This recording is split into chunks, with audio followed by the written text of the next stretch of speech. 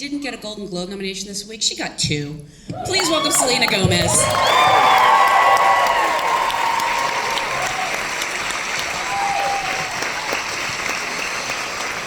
And we have the remarkable actress who starred in some of the biggest films from all time. I literally don't have time to list the accolades she's received for her performances, Rita. Still, I doubt even her biggest fans were prepared for her transformative, revealing performance in this movie. Please welcome Zoe Saldana.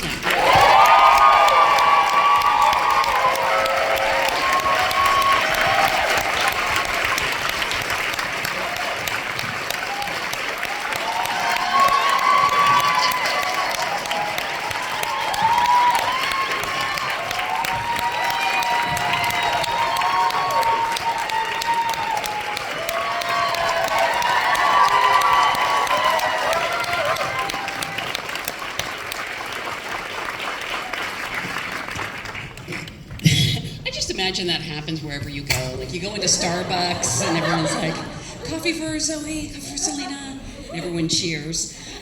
Thank you all so much for being here. Congratulations on a beautiful film. This is actually an audience of your fellow SAG-AFTRA actors and aspiring directors, judging by the phones out. So I always like to start by asking, how did you get your SAG card? What was the job that brought that to you? I think it was a Burger King commercial. Yes. I'd like to think that it was the episode that I did for Law and Order, but in fact it was a Burger King commercial, and they had like this special like 2 for 2, and they had this song like just the two of us. Oh yes! And I kept eating these stale cold French fries, but I was just so happy to be working, and then they tell me you have to fill out this form, and I'm like, why? It's like, well, you have to go and apply for this organization. And I'm like, how much is it? It's like, well, it's $1,400, or whatever it was at the time. I was like, that's basically what I got paid for this commercial. And then that compelled me to do research and understand the importance of our union, the importance of our organization. Selena, for you? Well, it was a Joe's Crab Shack commercial. Does anybody remember those? I don't know. I was in Texas and I got one of my first commercials. You're lucky you did French fries. They wanted me to eat shrimp every time. Oh. I was probably 6, and then I would eat it because I'm like, I'm a professional. And then by the 15th take, I was like just over it. But yeah, I remember when I got it, it was a big deal. 2 products I believe in, by the way, shrimp and burgers, so I approve. Carla, for you, what was your first job in the casting business? Do you remember the first thing you sort of worked on? Yeah, actually I started in Mexico City. And I started working with my dad on a film, Man on Fire. I love that movie. Yeah, a long time ago. Yep. So you discovered Denzel Washington for that movie? Of course. No, I wish. No. I just did additional casting for that one, being local in Mexico City. Oh, wow, that's a great one. Well, again, congratulations on a wonderful film. I want to start with Zoe and Selena because this movie's about so many things, but sort of at its core is these 4 women, seeking happiness and the connections between them. And I feel like the ensemble of the film really reflects that. Can you talk about how you sort of came together and the connection you formed in creating something so unique? When did you all get to meet each other? Was there a rehearsal process, or you just show up on set? Had you 2 ever met before? Oh. Our schedules, I know that you were finishing a show, and then you were arriving, and I probably was there maybe a month before, maybe 4 or 5 weeks before you were there. And this was also 4 weeks before we began to shoot. So I finished a show and I flew straight there. And the very next day we were in the recording studio, and I met Damian, and we started learning the choreography. I mean, I hit the ground running like a Navy SEAL. But we didn't meet until you arrived, and I think you attended a rehearsal. And then we organized a dinner. Was that the first time I met you? Yeah, that's how. Yeah, basically after we met, we wanted to get to know everybody, so we had a nice little dinner, and it was just the best. So sweet. Yeah, it was really nice. You both share such amazing chemistry with Carla Sofia Gascon, who plays Emilia. I'm sort of curious, did you ever read with her, or was it a thing where you showed up on set and it was like, well, you've been married for 5 years, here's your spouse? No, I did have a rehearsal with Carla. We had tons of conversations around our relationship, and we like still joke to this day that I'm married to her, and because I love her, and I just feel like, I don't know, that was such a bonding moment. When did you meet her? I met Carla in 2022, I think maybe 2 months after we were both cast.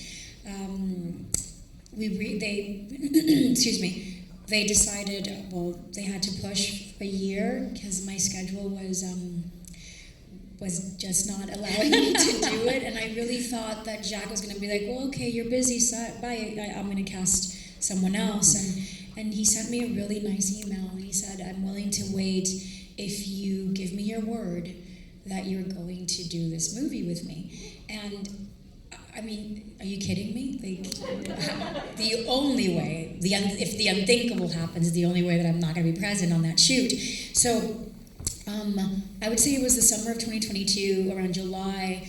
They called me. I fly to Paris, and Carla was already there doing some tests with them for makeup and recording and everything. And her and I and Jacques spent, I would say, 4 days together, improvising and doing a lot of rehearsals, and because I think he needed to see us both in the room in order for him to understand the kind of like dynamic that Rita and Emilia were going to have in certain very poignant stages of their relationship. Yeah. Because it's a relationship that in the beginning it's based on absolute fear,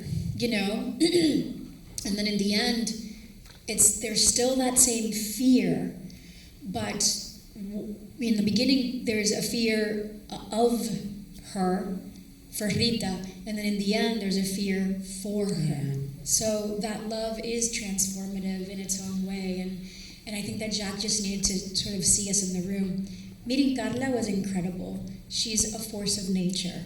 She walks in a room, and it's not just her height and her beauty. You just can't take your eyes off of her. She's just so enigmatic and so hardworking, so passionate, so Spanish, speaks her mind, even at church, and so it constantly how you are seeing her, right, and how you're hearing her, it's just like oozes so much information that you just have to take in as a person, but also as an artist that's going to be playing a character that is so transformed by her. So it was the rehearsals were always, interesting is underselling it. They were just incredibly powerful. They were really great. And I know you and I talked about it too. I wish she could have been here because you guys would have loved her. She's outstanding. Maybe she heard that you're divorcing her for your new love, because... No, I'll always be Carla's.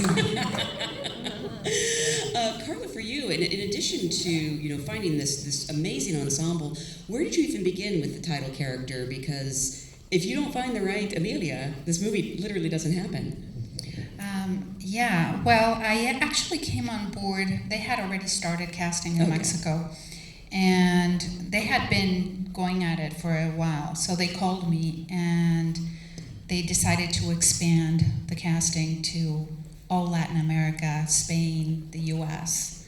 And that's when we started seeing all these amazing actors. And for that role specifically, I was looking for that role, but I was looking for the other roles at the same time. Mm-hmm. I wasn't just looking for Emilia. And that was a very difficult role to cast.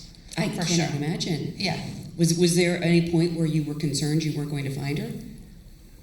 Yeah, but with difficult roles like that, I'm used to casting difficult projects for some reason, and there's always a moment where you're like, oh my God, what am I going to do? Where am I going to find this person? Look under we did social media, just everything. Yeah. But then she showed up, and she was perfect. Wow. I mean, knowing that Jacques Audiard has such a specific voice, when you were, casting this film and these roles in particular, what did you sort of know you were looking for, or did you know? Sometimes people bring something in and you didn't see that coming. Well, look, it was such a unique script. When I read the script, I was like, and I hadn't met Jack yet. I was like, okay, wow. This could go great, or it could be, it was like, but it's Jack. So I just, went for it. And when I had my meeting with him, he really had no idea about actors. And initially we started looking in Mexico, right, in Latin America. He had no idea of actors down there or here. So he basically said, just please introduce me, just, show me who's out there. Which was great, because I was able to present him with these amazing actors that it's amazing he didn't know. That he had no idea what he wanted. It was open. Initially, it was going to be younger characters, and he ended up shifting the story for them. When you say it was, a no-brainer for you, you were going to do this role, I get it, having seen the movie. But on the page, it's not like the easiest sell, It's mainly a Spanish language, musical, kind of a fever dream in some ways. Did you know, just from that script, that it was something special, or was it more about talking to Jacques himself? I mean, I'm Latina. Spanish is my first language, and I'm a dancer. So everything about, even just like the little paragraph that your agency sends you sometimes, or the text message that my agents, Ali and Ida, sent me, I was like, well, holy guacamole, like I'm so right for this. And then the plot twist. And if anything, I was more intrigued. Jacques Audiard, I've always had an affinity, a fascination in the way he tells stories. I like the way he's challenged me as a person to start with a character in Act 1, and I just judge these characters. I'm just like, oh my God, what an idiot. It's like Rust and Bone is a great example. And this boxer, he's so washed up, and why is he insisting on having a comeback? He has a kid. He should just tend to his kid. So immediately, I'm just annoyed with this character, right? And you go through this entire journey, and in the end, I get emotional, when he's punching that lake, the ice is so thick because his kid is on the other side of it. You're punching that ice with him. And he manages to do that to me without even me realizing in a 2-hour span. So Emilia Perez was definitely that. Obviously, the first act is a daunting act, and these characters are trapped, to say the least, and either by their own decisions or simply by their own environment. And then you question whether or not they deserve the redemption that each and every one of them receive. And it's so moving. It's just so moving. So I just knew from the beginning, there's always been those kinds of projects and those kinds of filmmakers that when you don't get those parts, your heart breaks. Yeah. And it hurts for a very long time. And I knew that if I wasn't going to get this part, it was going to hurt for a very long time, because it just felt so aligned with the kind of stories that I watch, that I read about, that I'm completely compassionate for. And it's Jacques Audiard. For the love of God, it's Jacques Audiard. So, short story long. I hope I answered your question. Selena, what about for you? Because you're really called on to do so much in this film. I'm singing and dancing to like the whole, just in like the scene at the end, the whole range of emotions she goes through in like 10 seconds is like a master class. It must have been exciting when he reached out. I don't know if he reached out to you. No, I met him in New York, and I remember the way we were communicating is through music. So he was playing me some of the songs that actually, weirdly enough, aren't even in the movie, but it was really fun. So we kind of connected that way, and then I did a proper audition in LA. And so then I didn't think I had it for the longest time. And then he tells me in a Q&A, he goes, No, you had the part as soon as I met you. And I sat there and I went, 9 months? I waited 9 months? Yes. But he goes, I don't know what you're saying. He's like, you had the part. And I'm just like, I didn't. Yeah. It would have been nice to know. He neglected to tell you. But that's Jack, honestly. He's incredible, he's spontaneous, and the first scene I actually shot was the last scene of the movie. Yeah, he threw us in the fire a little bit, but I'm actually very, very happy that he did, because that's exactly why I wanted to work with Jacques Audiard, because, I was already nervous, but once I got in that car, it was just, I don't know, something took over. And the way he was directing us, and telepathically and through translators and through broken English, it was really incredible. He's a great director, and he brought out the best in me, for sure. And it must be amazing, like, I've spoke to some other actors in the movies, and they talk about how, like, they weren't sure that they could actually do it. The roles are so demanding, and to have someone like Jacques Audiard, see something in them that maybe they didn't even see in themselves. It must have been, really inspiring to be on that set. I remember Jacques was very happy after shooting that scene with Selena, and sometimes he can show you what he shot on days, or allow you to watch playback, which I think it's such a treat.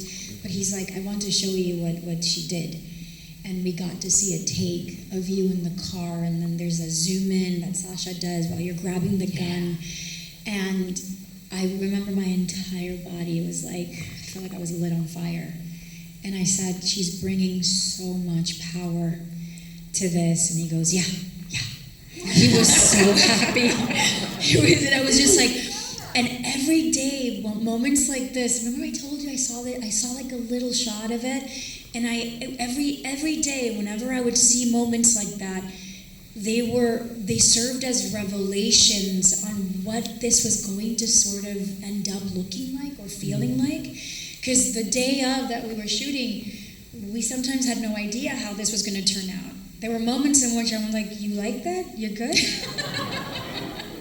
Okay. You felt it. You're like, I know, I felt good, but I don't know how this is all going to be put together. But we forget that Jacques started as an editor, and his father was un ensayista. He was a great, respected screenwriter in France, and so he says that he's done everything backwards.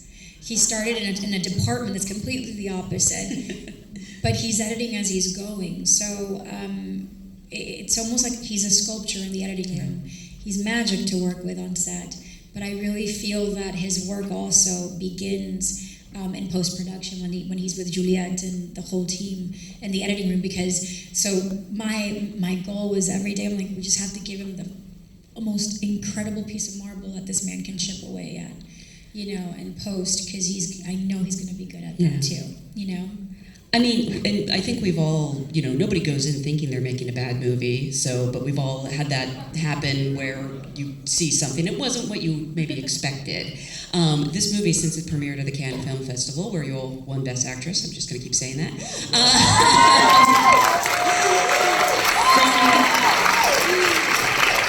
From that moment, people have been responding to it so passionately. I'm curious what that experience has been like, and also, do you have any theories, any of you, on why this movie resonates so much with so many people? Because it's a very specific story, but it's a lot more universal, it turns out. I don't know. Yeah, I'm looking at you. Sorry. Well, I think, it's such a unique story, which is never really, we haven't seen this story told. And it's powerful women. It's 4 powerful women. So I think that's one of the things that makes it so different and so unique and so powerful, because we are powerful, right? And just the performances, these amazing actresses just did such an amazing job. And Jacques, I was rewatching the film again, and just the colors, just every little frame of it is a piece of art, really. and you have to watch it more than one time. This movie, you have to watch it more than one time because you always see new things. I think it's just so unique that people are shocked at first. They don't know. They're like, wow, they're floored because we're not used to seeing movies like this. That's what I think. And you have these beautiful, intimate moments. I'm sorry, did anyone else want to follow up on that? I'm sorry. But I do want to talk about some of these really breathtaking, epic numbers, like Bien Vienda and Mi Camino, and of course El Mal. I apologize for my lack of Spanish flair. Thank you. I'm such a gringo. Can you talk about, thank you. Can you talk about shooting those scenes, what it was like, to have these huge undertakings, and also you're not just singing a song, you are doing some phenomenal acting where these women are expressing so much in this moment. Yes, for Bienvenida, it was, I think I only had about 2 weeks of rehearsal for that, and it would be like 5 hours. And the reason why is because every move was very intricate, even though it looks like I'm just giving myself whiplash over and over again. It still had intricate moves with certain moments of the song. So it was really fun, but exhausting, and I don't know. I think the way that Damien works is just he knows what our strengths are, and I think that's what he saw in Zoe for her number, because hers is so good. Oh my God. And I'm just lucky that I got to work with such incredible people for that. It was something I've never done before, so I had a blast. Did your neck hurt at the end of the day? Oh yes. I felt bad for the other dancers as well, because I felt like they were a million times better than me, so they were really going in, and afterwards I'd be like, "Are you guys okay? Let's take 5 minutes," and I would get dizzy after one take, but I'm just. By the way, I want to not used say to it. that's the song you auditioned with. Really? Remember? And you gave it all. You really threw yourself into that character and that scene. I mean, it was. I remember perfectly. I don't know if you remember the room, but you just killed it. So in that sense, yes. When you left, we had this long discussion, and Jack was like, "She's Jessie." So, but you became the character in that room. Yeah. He said. Thank you so much. He said, "She's Jessie, but don't tell her for 9 months." Carla, I'm actually curious because there's so many wonderful actors throughout the movie. The process of casting, I don't want to say, I guess, extras that are also dancing. You're having to look for a lot there. Yeah, no, I actually didn't. I don't cast the extras, and those were cast locally in Paris because the whole movie was shot in Paris.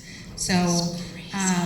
I can't even imagine how hard it was for the local casting director to cast all those characters, trying to play Mexicans in Paris. I had no idea. I mean, I do want to add to that it was wonderful to discover how big of a Latino community also lives outside of the U.S. in other parts of the world. And even though it was a challenge, that revelation was amazing. There were so many Latinos, such a beautiful Mexican culture. And it's just so cute to see and to hear them speak French with their Mexican flair was awesome. 2 important questions. What was it like to shoot El Mal, and where can we get that suit? Everyone wants that suit. We can call Anthony Bacarella, Senora. It was... It's funny, when you hear conversations about how important that moment was for Jacques, for Damien, for everybody, even for Paul Guillem, who's the cinematographer, that only adds pressure. And there was this savage pressure living inside of me to not disappoint anybody, because they were really excited about that scene. And I think that sometimes as actors, we run the risk of getting in our own way when we're overpowered with anxiety and self-doubt. It just clouds our creativity, and it compels us to, it rips us out of being present, and we just start getting really in our heads. So I was really in my head about El Mal. there's something about that red suit. It's like, just ask Superman how he feels with that cape. I just, every insecurity that I had, every doubt that I had, the moment I would wear that suit, it just, it would help me understand that I needed to be in Rita's moment. Rita's paranoid. She does not want to be there because she's being forced to revisit a part of her past that even though she lives with and she thinks about it every day because she's told this to Emilia, that in that moment is when you really see how worried and fear and afraid she is for Emilia, and then inherently for herself. But then this is the world that she hated so much to be a part of, and she was forced to play with all the time, and now she's finally there, and she's just going to give them a piece of her mind. So I allowed Rita to just give it, like she was fucking enraged, and she was cynical, and she was just judging so much and owning a power that she never thought she can ever sort of own. So once I did that, it was the funnest I've had on set in a very long time playing a character. Not since Neytiri, I'm telling you. And it was because it was a playground. I was in a sandbox, and anything I tried, I was allowed to fail forward. So there was no such thing as a stupid question. There was no such thing as a mistake. It was more like, okay, you tried it. How did that feel? Okay, then let's go back and do this. And it was just so incredible. That's amazing. Yeah. And sure, because we do have so many actors here, Carla, I would love to ask you. You talked about those insecurities that everybody gets. I mean, if you get them, we get them. Is there anything you would want to say to actors? If they're coming into that room, if they're submitting that tape, that you would just want casting directors to know? Because I know casting directors are rooting for the right person. Of course, we're always rooting for all the actors. I know sometimes people see us as, you're the gateway, you're not letting us in, or, no, every audition we look at, we watch, we want you to succeed, we want you to do the best job you can. So we're always going to try to make you better. It was beautiful when we were in the room, and I used to make it a very friendly room and hug every actor that came in, because I am Latina, so I would hug everyone and kiss everyone. Now we can't do that, but I'm still rooting for everyone, and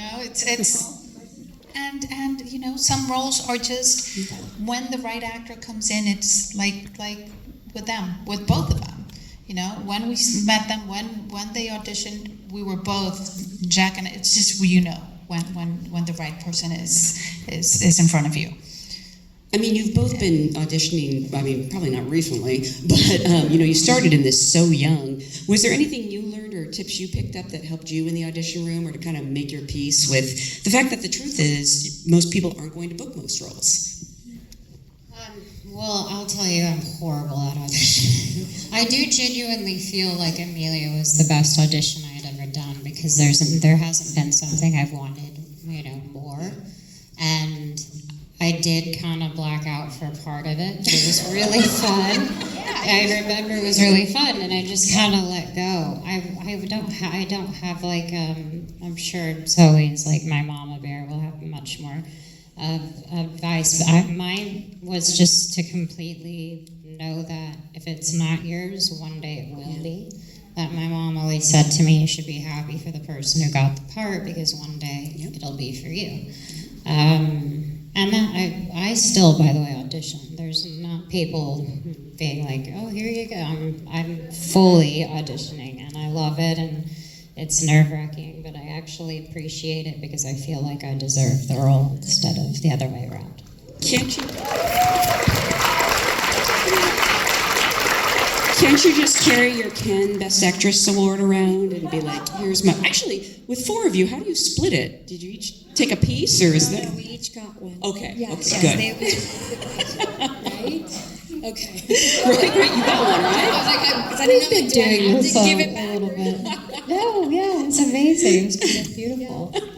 I do want to add that what you're saying, Carla, is so important.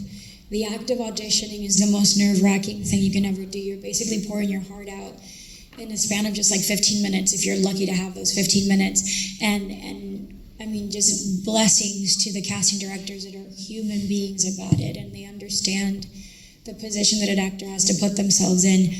Who would any of us be if it wasn't for a casting director, you know, looking at our work, and even if we didn't get the part, just encouraging us to come back for the next one. And I mean, I from New York, I relied on self-taping and being taped with casting directors, and I wouldn't be here today if it wasn't for those iconic casting directors from New York that just believed in me when I couldn't even believe in myself. And so the power of having a good eye, or the right eye, is just, it's everything. It can change an actor's life forever. Yeah, that's what makes my life, you know, everything. You know, changing, realizing when you change someone's life. It's just the most beautiful thing. And we love actors. We love actors. So. And I'm sure, you know, even if someone doesn't get a specific part, you guys have great memories. I'm sure you remember people down the road, and someone is always coming back in. Oh, absolutely. And we'll see someone will not be right for that, but will be like, I have this other project, and you're great for this other role. Or we'll just keep them in mind and bring them in, and so, and it just becomes part of our lives. You know, I'm outside, I'm having lunch with someone, and I'm looking at faces. You know, I mean, it is, yeah. It's just, and there's a special sensibilidad, you know, like sensitivity. So like an intuition with people that you just feel it. You know, you just. Have you ever gone up to a stranger on the street and been like, you know, the kind of like the Lana Turner discovered in the Schwab's drugstore story? Yes, actually, for Apocalypto. Oh, you're kidding! Yeah, that one. Most of the actors were not actors. most of the actors in the film were not actors. I think 4 of them were actual actors, and the rest were dancers. I went to El Zócalo in Mexico City to see the dancers there, and it was just interviews and just people on the street. Yeah. So you saw someone, and the little girl, that she was just a little girl. She didn't even speak Spanish. Wow. You know, she was Yucatecan, and yeah, that was extreme. That was all the way to the other side of casting. That's amazing. Well, again, I want to remind everyone, this movie is on Netflix, so you can watch it again and again, although if you can't see it in theater, it's pretty awesome. Thank you so much for being a great audience. Thank you all so much for being here. Congratulations on all the success of the movie.